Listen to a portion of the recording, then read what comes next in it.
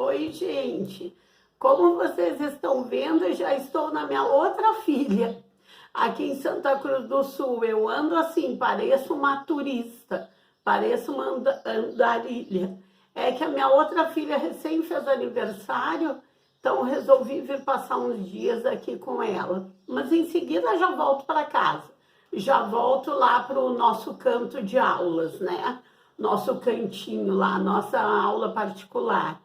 E eu sempre digo para vocês que quando eu venho para as minhas filhas, eu não trago livros, eu procuro os livros que elas têm aqui, né? De curiosa, para ler outras coisas. Mas desta vez eu resolvi trazer o livro que eu estava lendo lá na minha filha que mora em Gravataí, Uma Mente Brilhante, que é a história daquele matemático famoso, o gênio da matemática, que foi prêmio Nobel de Economia em 1994, o John Forbes Nash. Eu estou encantada com a história, eu não cheguei nem na metade, porque são mais de 500 páginas, eu recém passei da página 100, e como vocês sabem, eu gosto de ler vários livros ao mesmo tempo, como boa parte dos leitores, né? Quem lê muito gosta de ler mais de um livro ao mesmo tempo. Então, eu não passei ainda nem na página 100 e muita coisa interessante tem acontecido na personalidade desse grande pensador, que foi, assim, comprovadamente um gênio, até pelos depoimentos dos colegas dele, também grandes pensadores da matemática, os que conviveram com ele desde o ensino médio. A jornalista que fez essa biografia, ela entrevistou assim dezenas, eu quero arriscar e dizer uma centena de pessoas que conviveram com ele, entre colegas, alunos, professores, amigos, parentes e etc.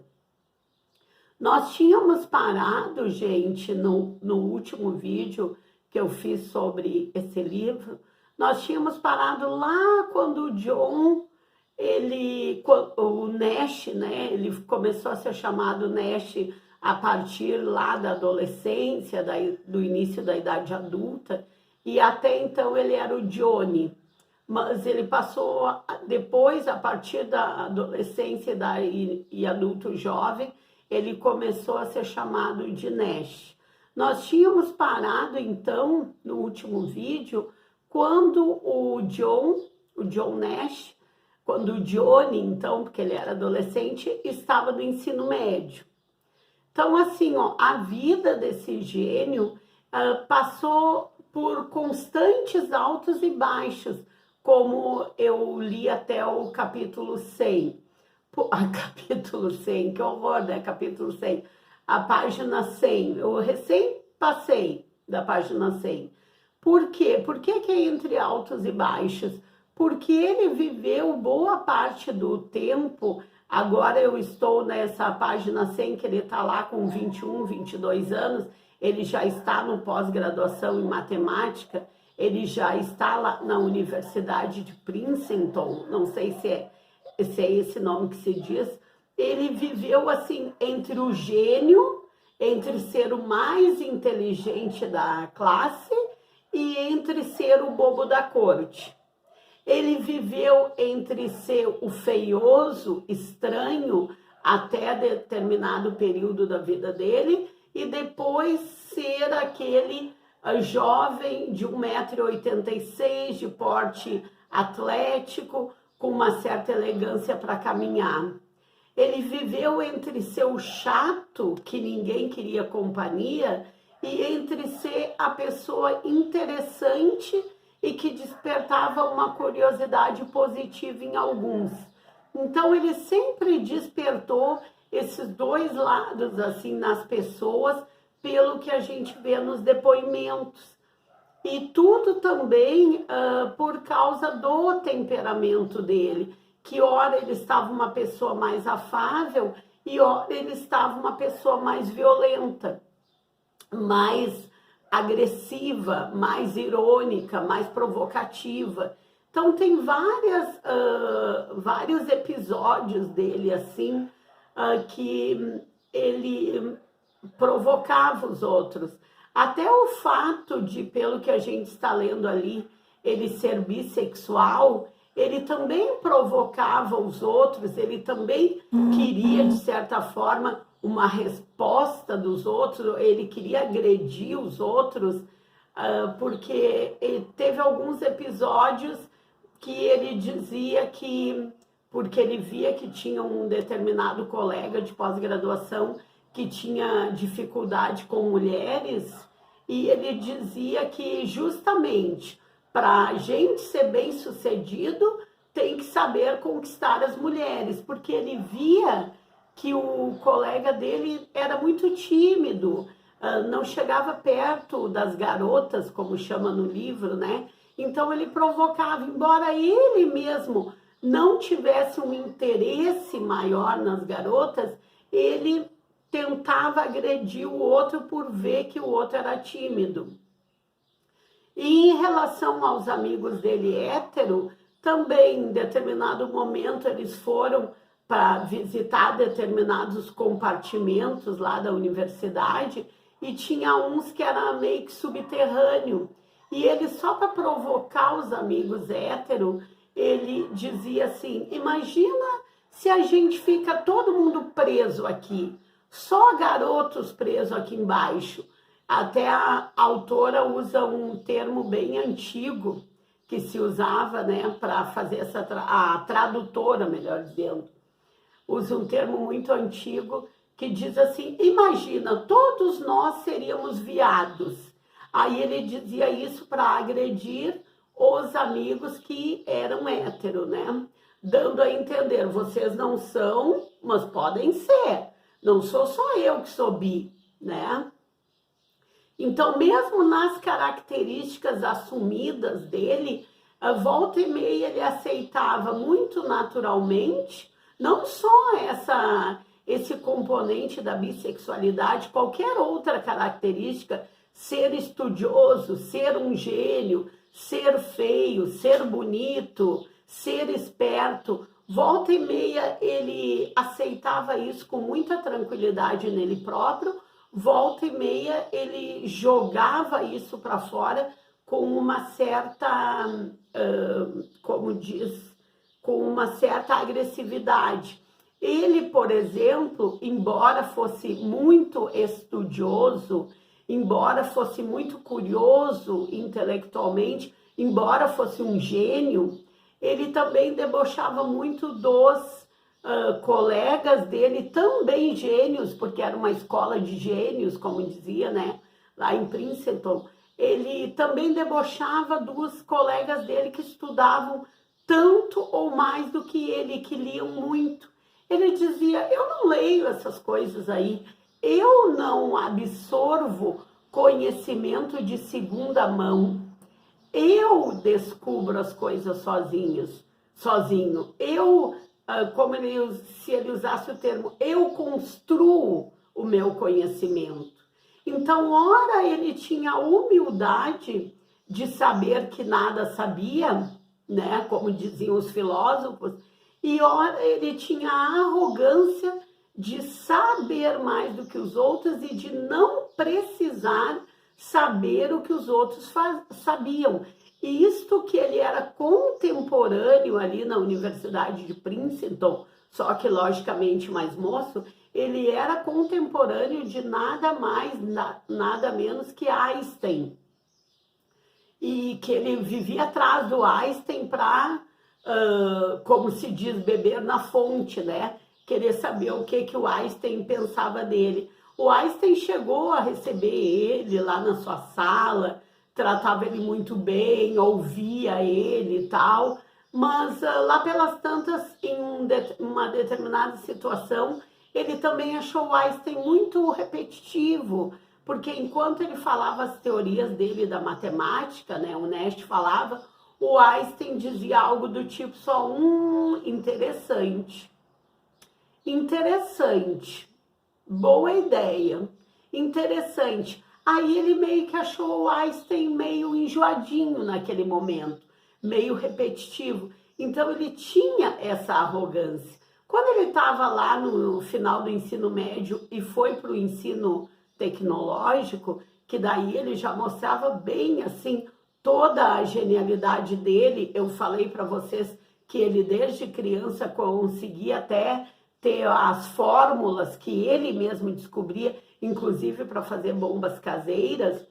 Ele nesse período, como ele era muito exibicionista também, ele teve uma ideia de fazer como se fosse uma apresentação de mágica, só que não era mágica. Ele reunia os colegas dele lá do Instituto Tecnológico e desafiava os colegas dele a desafiarem a ele, que os colegas trouxessem assim, ó, os teoremas, as regras, os problemas matemáticos mais difíceis que eles tivessem encontrado nas pesquisas dele, que ele na hora ia resolver.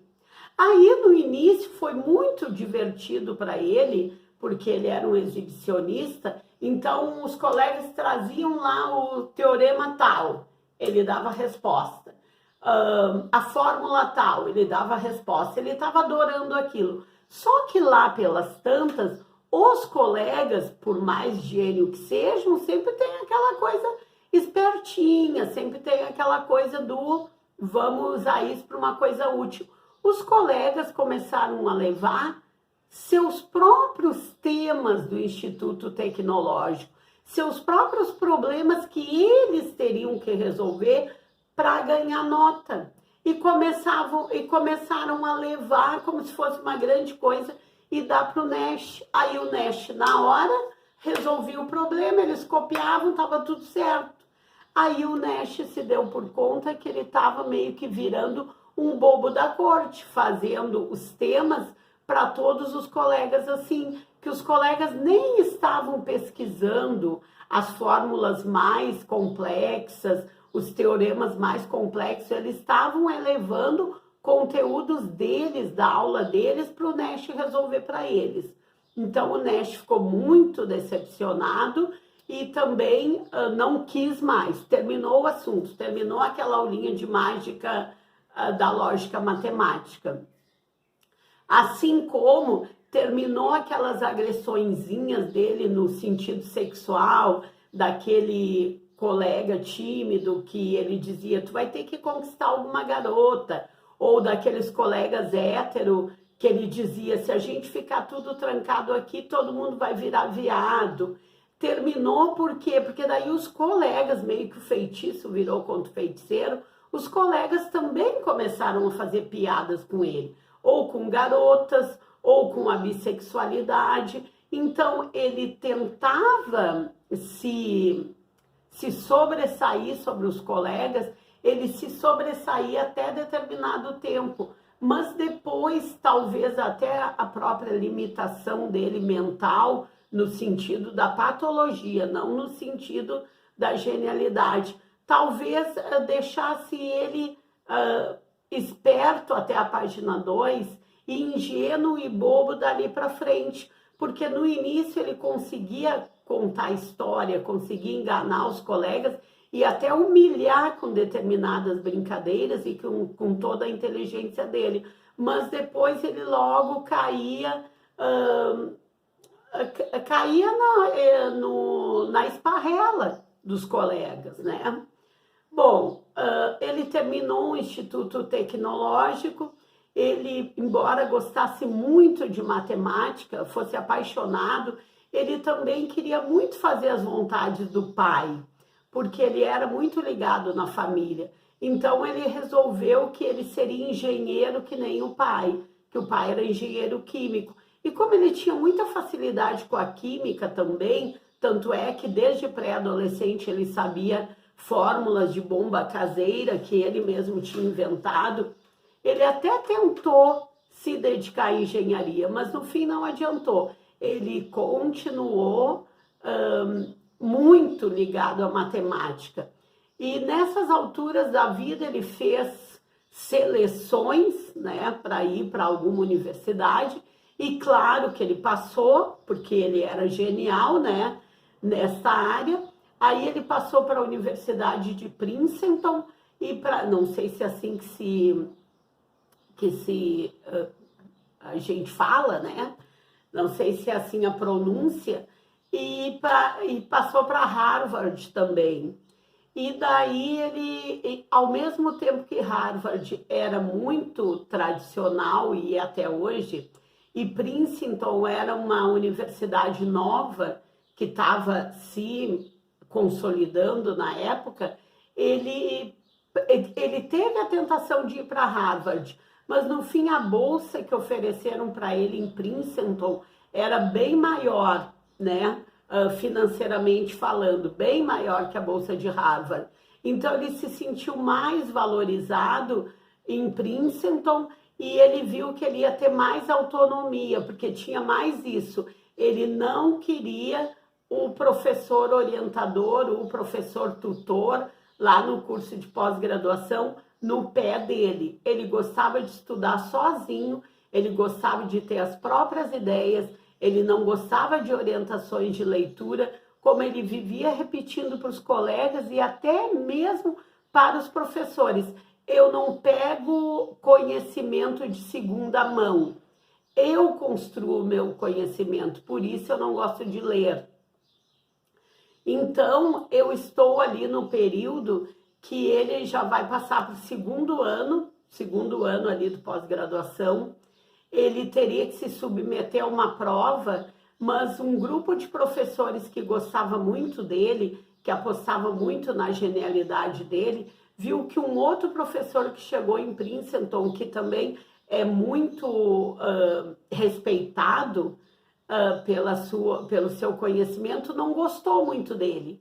Achou que ele está muito soberbo, que ele está muito passado, que ele está muito prepotente, e os professores ficaram com um pouco de receio que isso impedisse a aprovação dele para uma parte maior, porque ele chegou a se inscrever para ser professor assistente e foi barrado. E não foi barrado pela falta de conhecimento, não foi barrado pela falta de proposições de projetos dentro da área da matemática, porque nessas alturas ele já está conhecendo todas as teorias do Einstein, ele já está começando a pensar na teoria dos jogos também, mas ele foi barrado justamente por esse jeito dele antissocial, esse jeito dele muitas vezes agressivo, porque às vezes ele era agressivo de partir para agressão física mesmo, como atirou ferros nas canelas dos colegas, fez agressões físicas. Então, um dos professores não estava gostando muito disso. Então, gente, é tanta coisa que eu li nessas últimas 100 páginas sobre esse gênio da literatura, não, esse gênio da matemática, esse prêmio Nobel da Economia em 1994, que a gente fica muito encantada e ao mesmo tempo chocada de ver a pessoa entre a genialidade e a loucura, entre aquilo que ela enxerga como ninguém, em todos os detalhes, em todo o raciocínio lógico, e em todo o resultado concreto, e aquilo que é tão óbvio para qualquer um de nós, como cumprimentar algum colega de aula, como conseguir ficar assistindo a aula que tu mesmo escolheu o teu curso, como ler um texto que o teu professor te propõe que seja lido, e para ele isso era o fim do mundo, fim. Ele ter que ficar sentado na sala de aula ou ele ter que ler uma teoria que o professor teria orientado ele. Então, isso que eu não cheguei ainda no primeiro, como chama no livro, no primeiro colapso que ele teve, que foi de 30 para 31 anos. Vou continuar lendo o livro, vou continuar conversando com você sobre o livro. Sugiro que vocês leiam o livro ou vejam o filme também é muito bom, é de 2001, se não me engano, 2001, por aí. É um filme antigo para vocês que são jovenzinhos, né? Porque a maioria de vocês, ou vários de vocês, eu sei que tem 20, 30 anos, então esse filme tem 20 e poucos anos, vocês eram crianças, não sei se viram, né? O filme, mas o filme também é muito bom. O filme é surpreendente da maneira que no final da vida ele mesmo consegue lidar com a sua própria esquizofrenia. Então é muito bom, eu estou adorando o livro ainda mais do que o filme. O filme é muito bom, mas eu estou adorando o livro, tá, gente? Então por hoje é isso. Eu quero novamente agradecer vocês, aos que têm feito pix de apoio ao canal. Eu quero dizer para o Renilson e para a Joilande, eu ainda não enviei o livro de vocês de inscrito top, porque eu fiz o sorteio e daí vim aqui para minha filha em Santa Cruz do Sul, mas final de semana ou no máximo a semana que vem eu já retorno, aí coloco em dia os correios, né? E até porque o livro da Joilande não chegou ainda, eu não tinha mais, mas fiz questão de encomendar para enviar o que ela escolheu. O do Renilson eu tenho já vou enviar assim que chegar em casa. Quando eu chegar em casa, o da Joilande já vai ter chegado, com certeza, e vou enviar junto, tá? E quando a gente fizer os 1.100 inscritos, nós vamos sortear o nosso último book haul, né? Acho que não vai demorar muito, porque hoje eu vi que nós chegamos aos 1.080, 1.082, alguma coisa assim. Aí a gente faz nosso próximo sorteio. E nos próximos vídeos, gente, a pedido, por causa de uma demanda, eu vou retornar um pouquinho antes do pré-modernismo. Eu vou ir lá para o simbolismo. A gente já estudou todo o pré-modernismo, estamos na primeira parte, né, e primeira geração também do modernismo, mas por uma demanda, que não veio ao caso o motivo, de um grupinho de alunos, eles me pediram, professora, pode retornar um pouquinho antes do pré-modernismo, no simbolismo? E como a gente ainda não viu o simbolismo, que é anterior um pouquinho ao pré-modernismo, então eu vou retroceder um pouquinho e fazer uma revisão rápida do pré-modernismo e depois a gente vai seguir no modernismo, tá, gente? Por uma demanda, como o nosso canal aqui não tem um compromisso de agenda do tipo, vamos estudar isso, isso e isso, como o nosso compromisso é estudar a literatura livremente, conforme as nossas demandas, conforme as demandas de vocês, como me pediram para retroceder um pouquinho antes do pré-modernismo, eu vou fazer isso nos próximos vídeos, e eu sei que vocês também vão gostar de ver um pouquinho o que aconteceu antes do pré-modernismo, tá bom? Então, por hoje é isso e até o próximo vídeo, tá? Tchau, gente!